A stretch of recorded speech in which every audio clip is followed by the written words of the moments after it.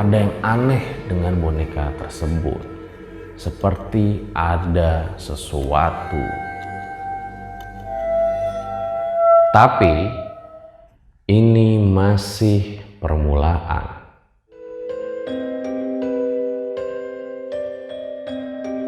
Mirna,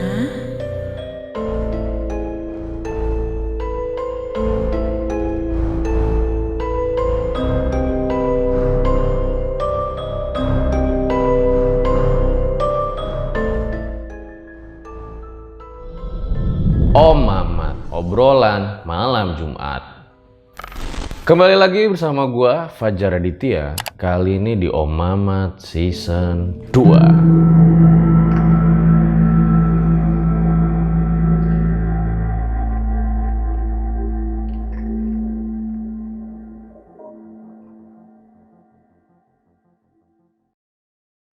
Terima kasih buat kalian yang udah klik video kali ini, dan di episode ke-15 ini gue akan menceritakan sebuah cerita yang berjudul Catatan Kelam Mirna.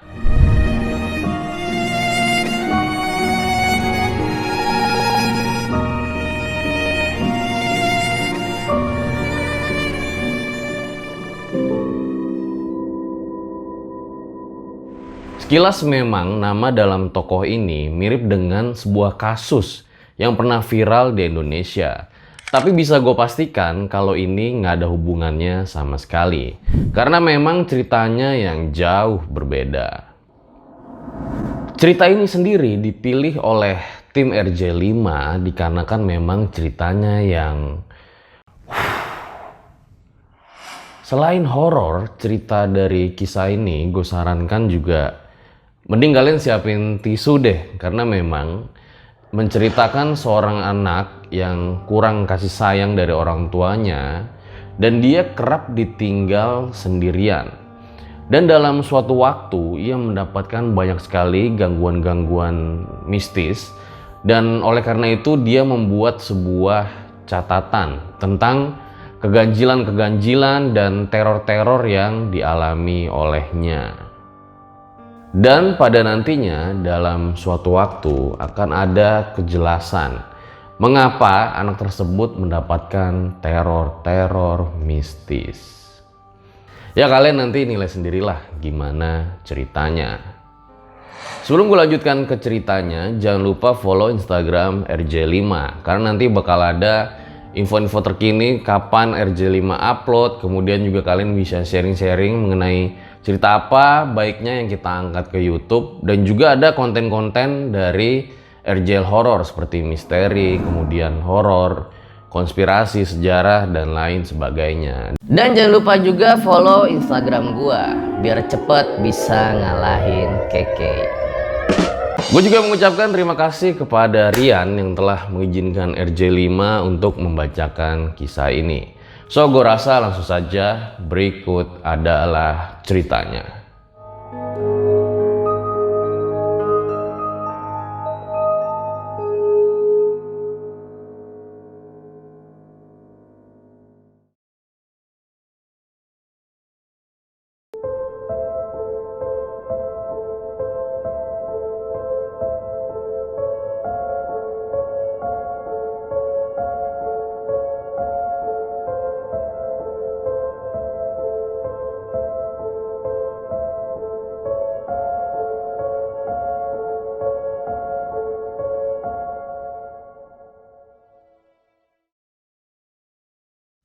Setelah sekian lama memendam kisah ini, akhirnya saya berani untuk membagikan kisahnya yang terbilang menyeramkan dan menyedihkan.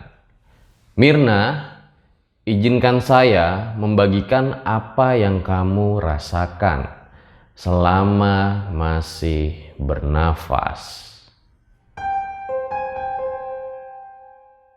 Oh ya, kisah yang saya bagikan ini langsung kepada poin-poinnya saja. Kenapa? Karena menurut saya ada beberapa hal yang merupakan privasi Mirna. Jadi hal tersebut saya lewatkan saja. Aku Mirna, berusia 20 tahun. adalah seorang anak tunggal dalam keluarga kecil ini. Mungkin ada beberapa dari kalian yang pernah menjadi anak tunggal juga, sehingga dapat merasakan bagaimana sepinya hidup bertiga tanpa ada adik dan tanpa ada kakak. Ayah dan ibu adalah tipe orang tua yang sibuk dengan pekerjaan mereka. Mungkin saja mereka lupa jikalau ada anak yang butuh perhatian dari mereka, bukan hanya sekedar uang. Dan catatan ini adalah salah satu pelarianku. Kesendirian ini membuat pribadiku menjadi sulit percaya dengan orang lain. Sebenarnya ada satu orang yang benar-benar dekat denganku, yaitu Ismi. Tapi tidak semua hal yang aku rasakan selama ini dapat aku ceritakan ke dia. Bukan karena tidak percaya, melainkan aku terlalu takut untuk membagikan apa yang aku rasakan kepada Ismi.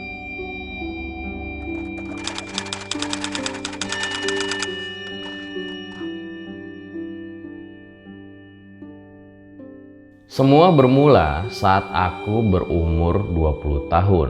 Kalian tahu, aku tidak pernah merasakan apa itu namanya merayakan hari ulang tahun. Apa itu rasanya dapat surprise dari teman-teman, bahkan dari orang tuaku sendiri.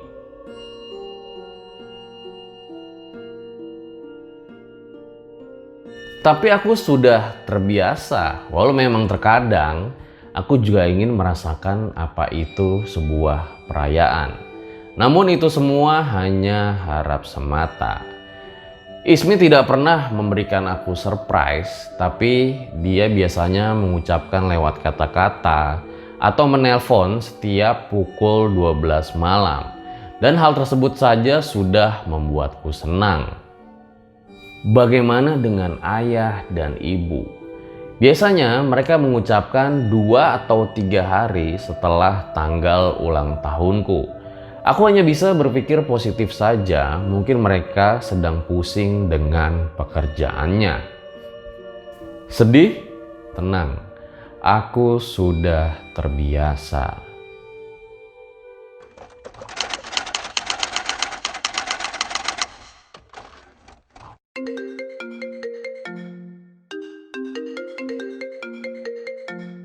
Teleponku berbunyi. Ada seseorang yang menelponku. Ternyata itu adalah Ismi. Dia mengucapkan segala hal yang baik dan membuatku tersenyum dan meneteskan sedikit air mata. Aku terharu, ternyata hanya satu orang yang ingat dengan hari ulang tahunku. Berbincang cukup lama dengan Ismi hingga akhirnya ia izin pamit untuk segera tidur, dikarenakan pagi hari ia sudah harus bekerja seperti biasanya. Tidak apa-apa, karena hal tersebut juga sudah membuatku senang. Telepon ditutup dan aku menaruh handphone di meja samping kasur. Kemudian aku mengambil novel yang sedang aku baca agar dapat cepat mengantuk. Dan disinilah momen yang aku alami untuk pertama kalinya dalam seumur hidupku. Bahkan selama aku tinggal di rumah ini.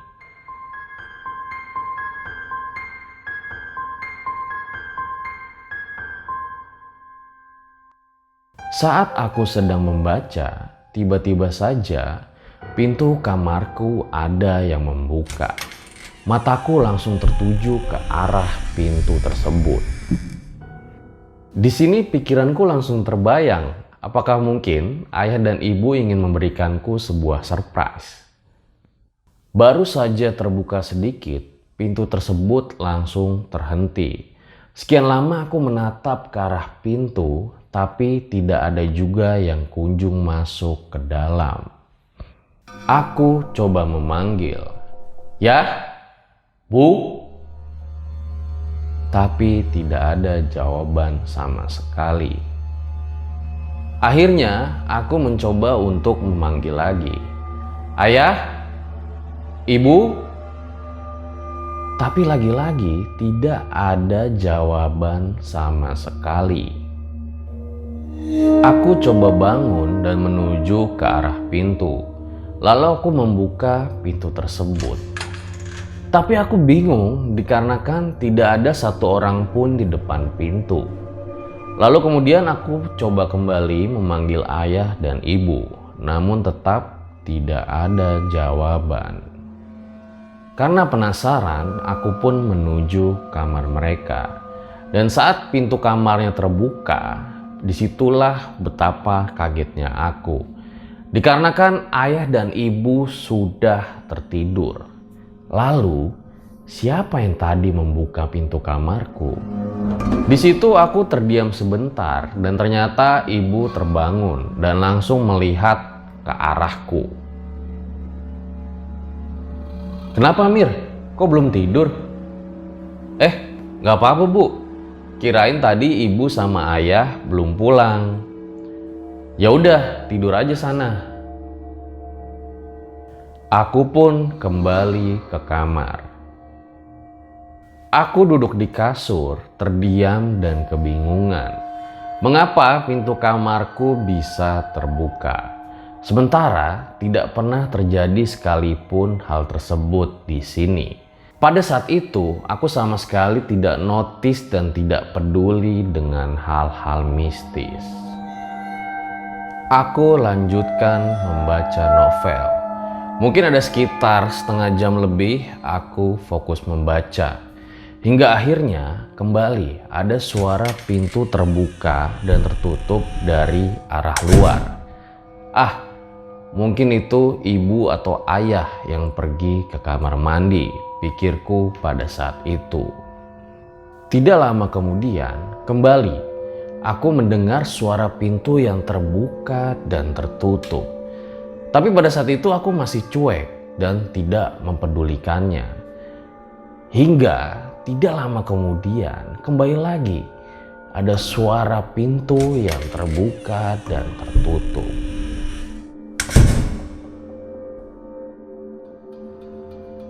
Sebuah malam yang aneh, pikirku.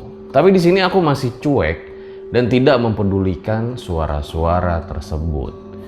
Hingga akhirnya yang keempat kali, barulah di sini rasa risihku memuncak. Aku bangun dan keluar dari kamar mencari sumber suara tersebut.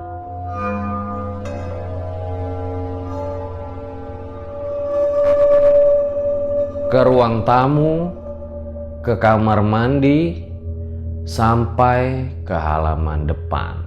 Tapi tidak ada siapapun di sana. Aku menuju ke kamar ayah dan ibu lagi, kemudian membuka pintu kamarnya, dan ternyata mereka masih terlihat sedang tertidur. Ibu adalah tipe orang yang gampang terbangun dengan suara sekecil apapun, termasuk ketika aku membuka pintu kamarnya. Ada apa lagi, Mir? Dari tadi tuh kamu bolak-balik terus.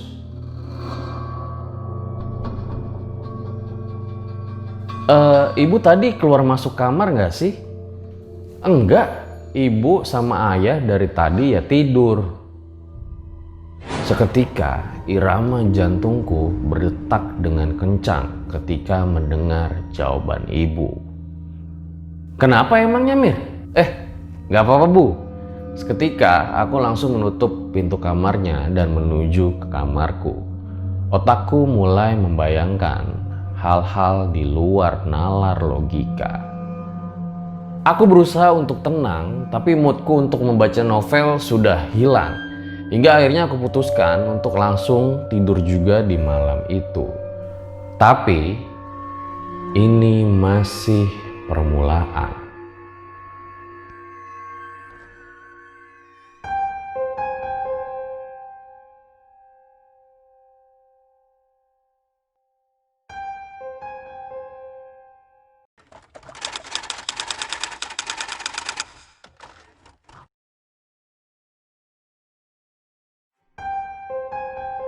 Sejujurnya, keluargaku tidak terlalu rajin dalam ibadah. Ayah dan ibu terkesan cuek dengan hal tersebut. Oh ya, hari ini aku terbangun sedikit siang. Keluar kamar dan menuju kamar mandi untuk cuci muka dan sikat gigi. Di sini juga ada mbak-mbak yang membantu membersihkan rumah, tapi beliau tidak menginap, melainkan pulang ketika pekerjaannya sudah selesai. Tugas dia hanya bersih-bersih dan cuci-cuci baju. Setelah selesai, ia pulang kembali. Dan kebetulan pada saat aku bangun, aku ketemu dengan dia ketika sedang mencuci baju di belakang rumah dekat dapur. Mulai dari sini, kita sebut saja namanya Mbak Yayu. Baru bangun, Mir? Iya, Mbak. Susah tidur aku semalam. Oh, cuekin aja, Mir. Aku langsung terdiam. Apa maksud dari ucapan beliau itu? Aku tadinya ingin menanyakan kepada dia, tapi aku urungkan karena malas membahas hal-hal mistis. Oh iya, Mir, itu tadi ada orang datang ngasih bungkusan kotak. Mbak taruh di ruang tamu ya. Hah? Dari siapa itu, Mbak? Nggak tahu, Mir. Mbak tanya juga langsung pergi orangnya. Tapi katanya itu buat kamu. Hah? Buat aku? Tanpa pikir panjang, aku pun langsung menuju ruang tamu. Terlihat bungkusan hitam dan kotak. Saat aku pegang, seperti dibungkus dengan kardus. Tidak ada tulisan apapun. Kemudian aku buka dan ternyata di dalamnya terdapat sebuah boneka kecil. Aku bingung siapa yang mengirim boneka ini. Tapi sepertinya ada yang aneh dari bentuk boneka ini menurutku. Ya udahlah, mau dicari siapapun tampaknya tidak akan ketemu siapa yang mengirim boneka ini. Aku kembali ke si Mbak, mau nanya bentukan orang yang ngirim bungkusan ini. Akan tetapi ternyata si Mbak tersebut sudah tidak ada. Aku mencari ke seluruh bagian rumah, tapi tidak juga ditemukan keberadaannya. Mungkin udah pulang kali dan aku gak sadar kalau tadi dia lewat.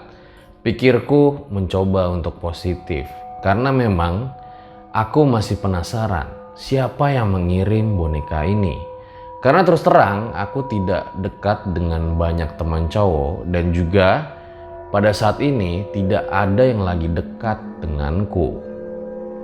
Karena lapar, aku menaruh boneka tersebut di kamar dan langsung menuju ke dapur.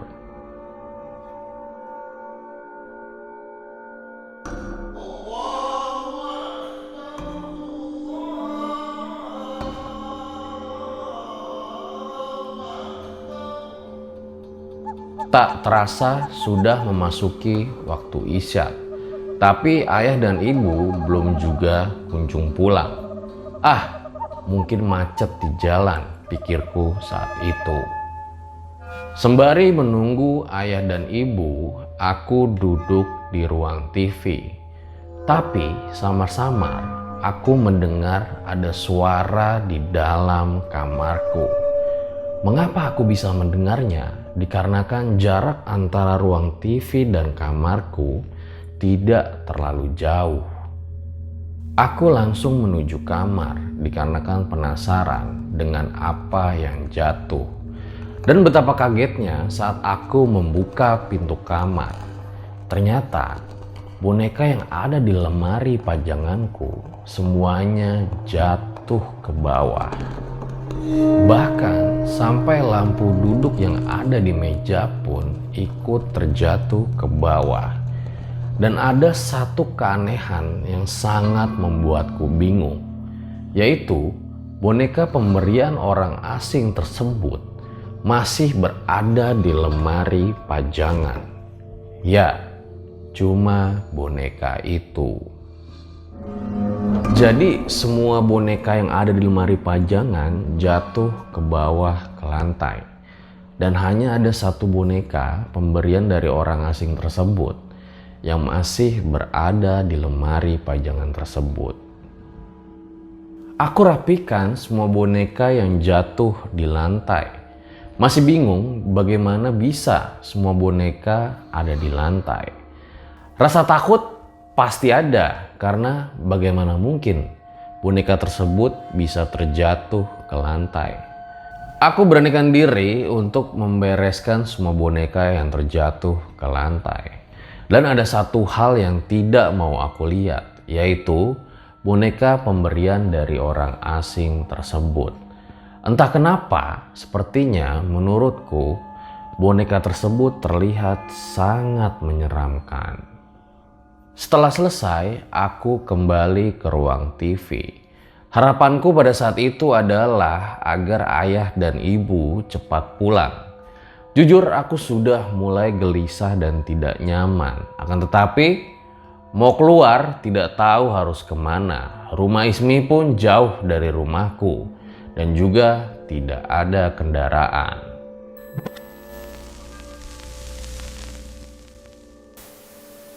Terpaksa menahan takut. Pada saat itu, aku mengencangkan suara TV sekencang-kencangnya agar tidak mendengar suara yang lain. Tapi, entah kenapa, aku merasakan hawa rumah yang mulai sedikit berubah. Aku merasa seperti ada yang mengawasi. Aku cuekin dan aku paksa untuk fokus ke arah TV. Tapi tiba-tiba saja aku merinding dan aku baru teringat kalau kata orang jika kita merinding itu menandakan ada makhluk halus yang hadir di sekitar kita. Hingga akhirnya aku mengambil handphone dan menelpon ibu.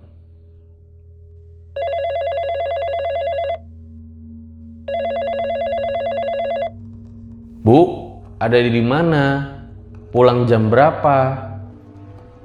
Ini lagi di jalan, Mir. Macet parah karena ada kecelakaan. Kenapa memangnya? Oh, nggak apa-apa, Bu. Aku tidak mau membuat mereka khawatir. Apalagi mereka sedang berada di jalan. Takut bisa membahayakan mereka. Lagi-lagi terpaksa aku menahan rasa takut sendirian. Bahkan ketika tenggorokanku kering dan ingin minum saja, aku tidak berani ke dapur. Benar-benar dibuat parno pada malam itu. Setelah sekian lama menunggu, akhirnya ayah dan ibu pulang juga. Lega rasanya melihat mereka hadir di rumah ini. Tumben, kamu nonton TV? Tanya ibu. Memang benar aku jarang nonton TV, bahkan bisa dihitung dengan jari. Karena keadaanlah yang memaksaku berada di sini. Aku pun langsung menuju kamar dan lagi-lagi mataku tertuju kepada boneka pemberian dari orang asing tersebut. Lalu aku langsung menaruhnya di ruang tamu dan sepertinya ada yang aneh dengan boneka tersebut. Seperti ada sesuatu.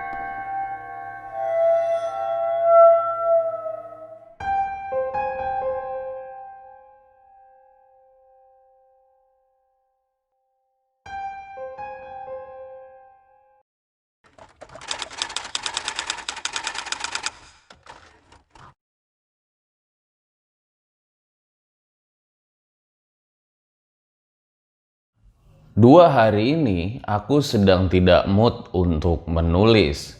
Padahal sebenarnya ada banyak hal yang ingin aku sampaikan. Mulai dari hal mistis hingga ada satu hal yang tidak aku sangka sampai sekarang. 2 hari lalu juga saat aku sedang asik membaca novel, lagi-lagi ada yang memainkan pintu kamarku. Kali ini bukan cuma sekali, tapi sampai berkali-kali. Hingga akhirnya membuat aku sangat ketakutan dan memutuskan untuk membangunkan ibu untuk memberitahu hal tersebut. Ibu tanya ada apa sampai membangunkan dia. Lalu aku menjelaskan apa yang aku alami dan ternyata ibu tidak percaya. Dan disitulah untuk pertama kalinya aku merasa kesal dan balik ke kamar dikarenakan ibu tidak mempercayai apa yang aku alami. Karena masih terus-terusan diganggu, aku kembali ke kamar ibu dan membangunkan dia. Tapi kali ini sepertinya ibu benar-benar marah. "Mirna, kamu itu udah gede kan? Udah bisa jaga diri sendiri. Ibu itu capek, besok harus kerja lagi." Begitulah kata-kata ibu hingga akhirnya aku tidak bisa ngomong apa-apa lagi. Saat ibu membentak, ayah terbangun dan bertanya, "Ada apa berisik malam-malam?" Di situ aku berharap agar ayah membelaku, tapi ternyata aku salah. Goblok, sama gitu aja takut. Umur udah 19 tahun. Malu. Bagaimana rasanya mendengar kata-kata seperti itu dari orang tua sendiri? Hatiku seperti ada yang menusuk, seakan tidak percaya dengan apa yang aku dengar saat itu. Aku langsung berlari menuju kamar. Air mata mulai menetes. Samar-samar aku mendengar ibu teriak, "Hei, tutup lagi dong pintu kamarnya." Aku hiraukan, telanjur sakit hatiku. Aku tutup pintu kamarku dan menangis jadi-jadinya di kasur. Dan saat aku menangis pun, ada yang memainkan pintu kamarku. Aku hiraukan karena aku tidak peduli pada saat itu. Hal lain yang membuat aku semakin menangis adalah kata-kata ayah yang mengucapkan kalau aku sudah berumur 19 tahun. "Ayah, umurku sekarang adalah 20 tahun.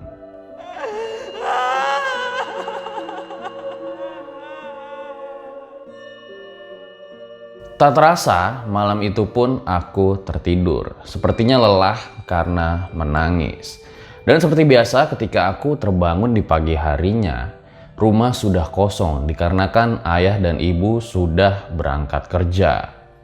Aku lihat handphone berharap ada pesan dari ayah dan ibu, meminta maaf atas perlakuan mereka semalam.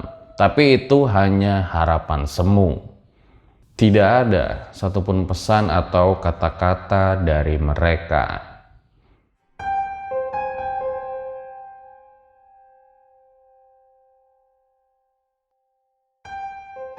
Ini adalah hari di mana gangguan kepadaku semakin menjadi. Aku bingung kenapa aku harus merasakan ini semua. Apa salah aku dan mengapa aku baru rasakan di umurku yang ke-20 tahun. Aku ketemu lagi dengan Mbak Yayu di dapur dan aku menanyakan kejadian lusa kemarin. "Mbak, kemarin kok aku cariin nggak ada? Udah pulang ya?" "Iya, Mir." "Kok nggak pamit, Mbak? Aku nggak tahu loh kalau Mbak pulang." Nggak ada jawaban dari si Mbak, aku dicuekin. Ya udah, aku tinggal mandi aja karena memang badanku terasa sangat gerah. Dan ketika aku sedang mandi, tiba-tiba ada yang mengetuk pintu kamar mandiku.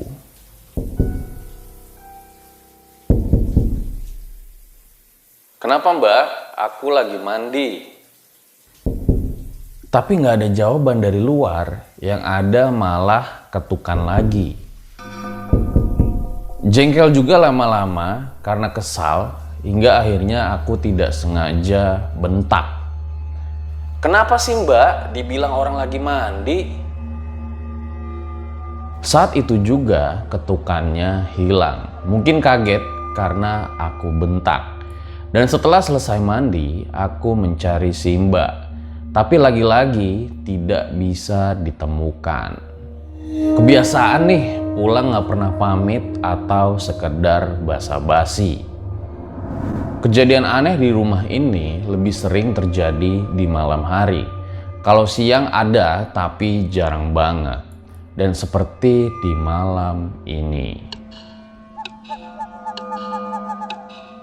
Jam menunjukkan pukul 9 malam dan aku tidak tahu apakah ibu atau ayah sudah pulang. Dikarenakan aku sedang asik membaca novel sambil mendengarkan lagu memakai headset. Tapi lama-kelamaan sepertinya bosan juga hingga akhirnya aku melepaskan headset tersebut.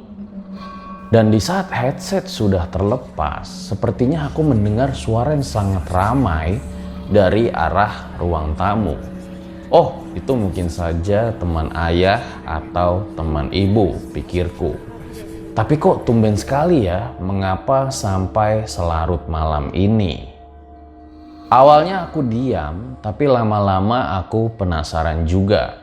Siapakah tamu tersebut? Dikarenakan memang sangat ramai sekali, seperti layaknya keluarga besar yang sedang berkumpul.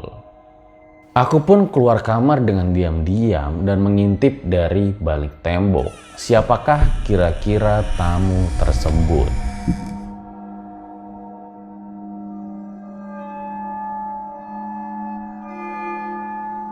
Dan saat aku intip, aku bingung setengah mati. Dikarenakan tidak ada siapapun di ruang tamu. Dan tanpa basa-basi, aku pun langsung menuju kamar ayah dan ibu.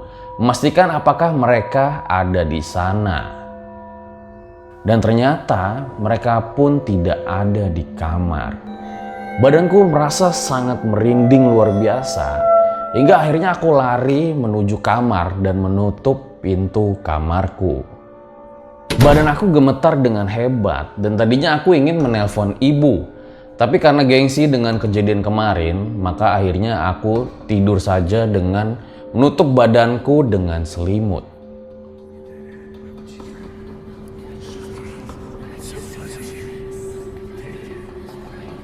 Aku telepon Ismi, tapi tidak diangkat sama dia.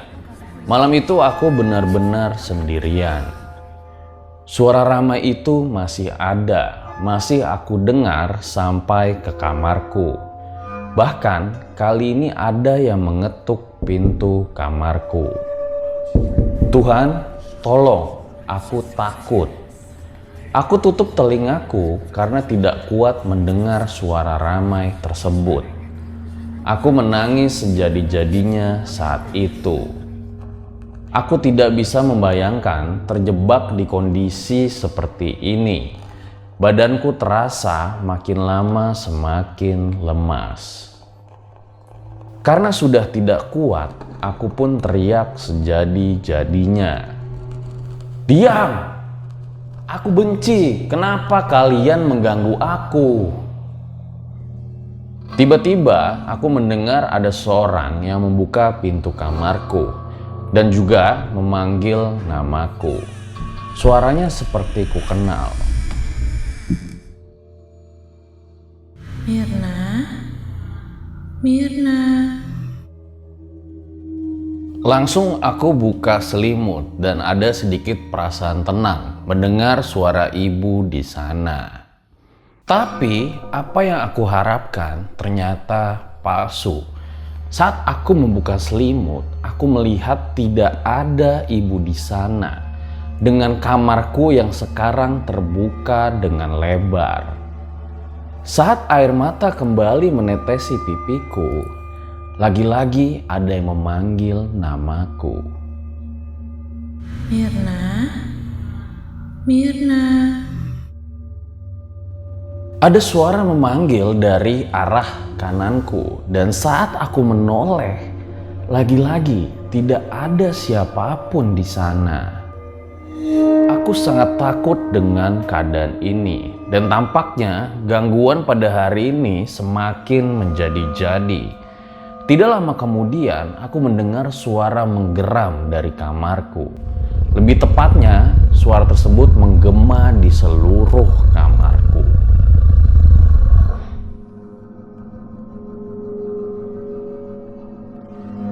Mataku mengelilingi seluruh kamar mencari di mana sumber suara tersebut. Dan saat aku sadar, ternyata di samping aku ada sesosok yang sedang memperhatikanku. Saat aku menoleh, aku melihat ada sebuah bayangan hitam pekat setengah badannya, dan setelah itu pandanganku tiba-tiba menjadi gelap. Aku tidak tahu lagi kejadian setelah itu, tidak mengingat apa-apa lagi. Mungkinkah aku pingsan?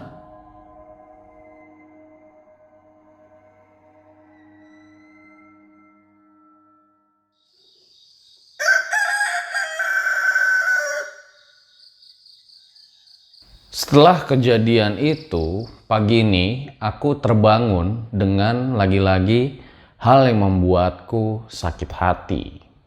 Jujur, aku jarang meminta kepada ayah dan ibuku. Jarang mengeluh dan juga mengerti kalau mereka itu sibuk dengan pekerjaan mereka. Bahkan di hari Sabtu dan Minggu. Marni, bangun. Lu jadi anak berguna dikit. Lihat rumah dalam keadaan kotor kayak gini, harusnya lu bantu beres-beresin. Iya, itu adalah kata-kata pertama yang kudengar saat aku membuka mataku. Loh Bu, kan ada Mbak yang tiap hari rapihin rumah kita. Mbak dari mana? Dia kan udah meninggal 3 hari yang lalu, tahu nggak sih? Mendengar jawaban tersebut, jantungku mau copot rasanya. Tidak mungkin ibu bercanda, banyak pikiran melintas di kepalaku. Lantas, siapa Mbak yang aku ajak bicara 3 hari lalu?